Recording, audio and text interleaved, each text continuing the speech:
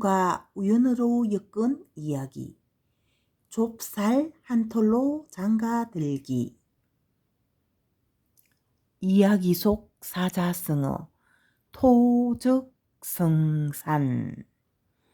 흙이 사여 산을 이룬다 라는 뜻으로 작은 것이 사여 큰 것이 됨을 비유해 이루는 말이에요. 좁쌀 한 톨로 장가들기. 글 장지윤, 그림 김언정.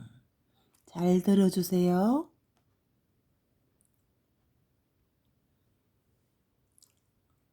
바람이 살랑살랑 불어오는 포근한 봄날, 한 총각이 늘어지게 낮잠을 자고 있었어요. 싱글싱글 웃기도 하고 쩝쩝 입맛을 다시기도 하고 두루릉 코를 골기도 하면서 말이에요. 그때 톡!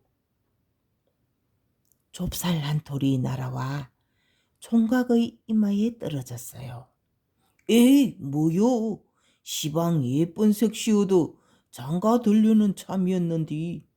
총각은 좁쌀 한 톨을 휙 던져버리려다 다시 손에 꼭 쥐었어요. 아무래도 꿈이 이상하고 요상요. 요놈 갖고 꿈에 본 색시를 찾으러 가야겠구먼. 그리하여 총각은 좁쌀 한 톨을 가지고 길을 떠났지요. 꾸불꾸불 산길을 따라 터벅터벅 울퉁불퉁 돌길을 따라 타박타박 한참 길을 가다 보니 날이 검새 저물었어요. 총각은 어느 흐름한 주막에 묵기로 했지요. 그리고 좁쌀 한 톨을 주모에게 내밀었어요.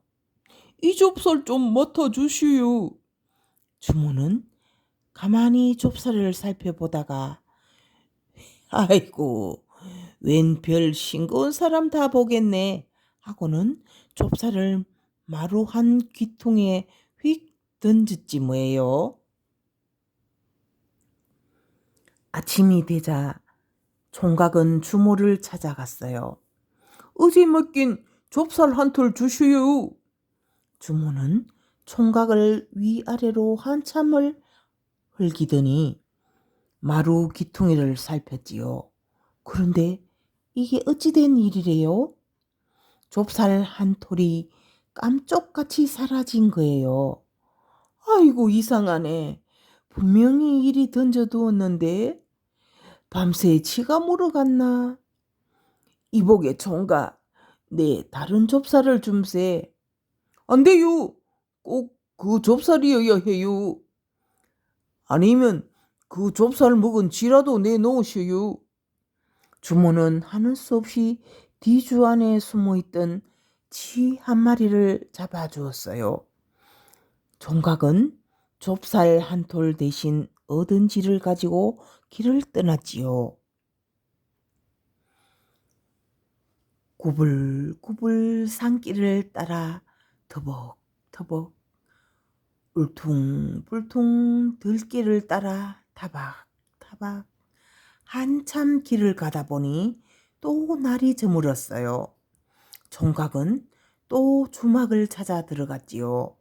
주인장, 이 쥐 좀 맡아주시오. 아이고, 별 이상한 사람 다 보겠네. 주막 주인은 쥐를 망태에 툭 던져 넣었어요. 이튿날 총각은 주막 주인을 찾아갔어요. 어제 맡긴 쥐 주시오. 주막 주인은 인상을 찌푸르며 망태를 열어보았지요. 그런데 이게 어찌 된 일이래요? 쥐가 깜쪽같이 사라진 거예요. 아이고, 밤새 고양이가 물어치웠나? 네, 다른 쥐를 잡아주겠네. 안 돼요. 꼭 그 쥐여야 해요. 아니면 그 쥐 잡아먹은 고양이라도 주시오. 주인장은 부뚜막에서 졸고 있는 고양이를 번쩍 들여다 주었어요. 총각은 좁쌀 한 톨 대신 얻은 지, 그 지 대신 얻은 고양이를 안고 길을 떠났어요.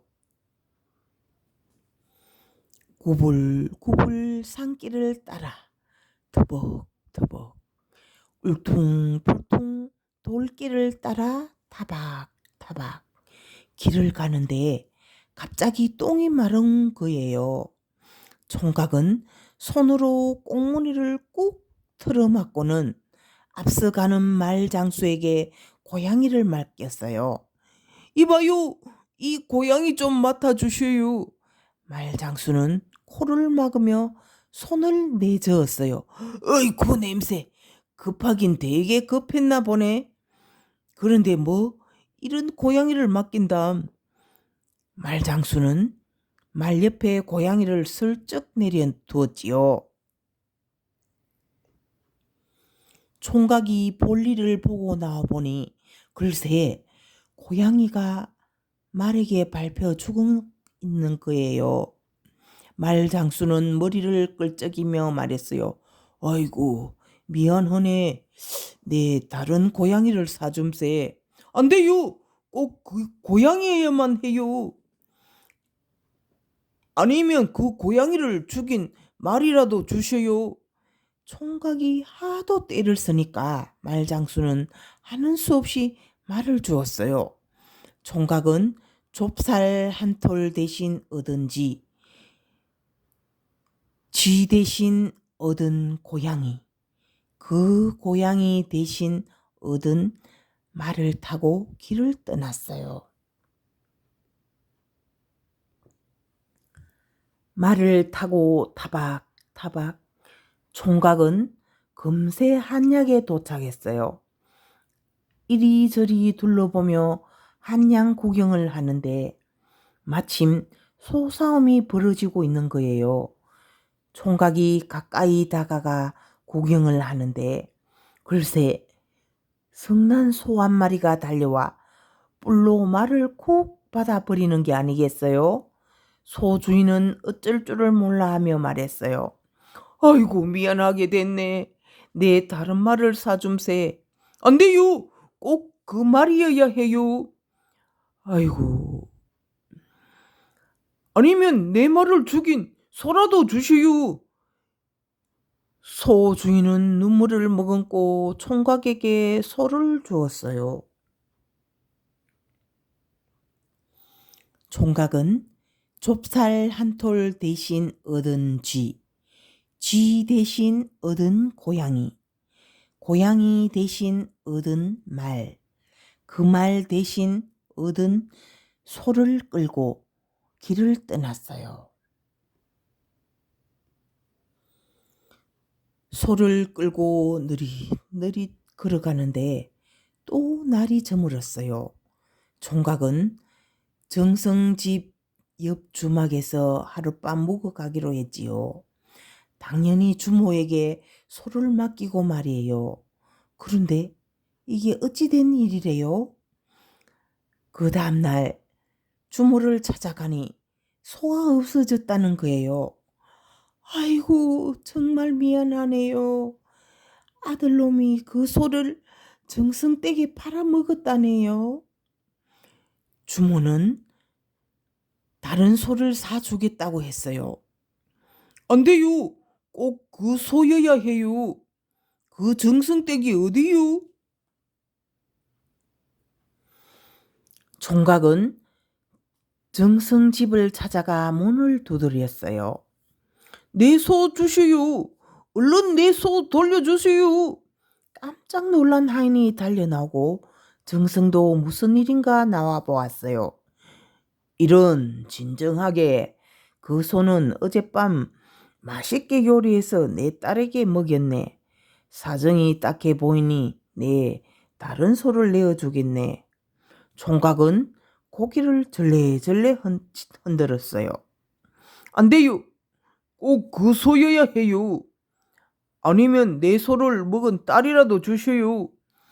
총각이 막무가내로 때를 쓰니 정성도 당해낼 재간이 없었어요. 어째서 꼭 그 소여야 하는지 그 이유나 말해보게. 총각은 좁쌀 한 톨이 쥐가 되고 쥐가 고양이가 되고 고양이가 말이 되고 말이 소가 된 이야기를 들려주었지요. 가만히 이야기를 듣고 있던 정성은 껄껄껄 웃으며 말했어요. 허허허허. 그 참 배짱 두둑한 젊은이로군. 좋네. 내 딸을 자네에게 주겠네. 좁쌀 한 톨을 들고 예쁜 색시를 얻으려는 베포면 장차 무슨 일인들 못할꼬. 그리하여 총각은 예쁜 색시를 얻어 오래오래 행복하게 잘 살았답니다.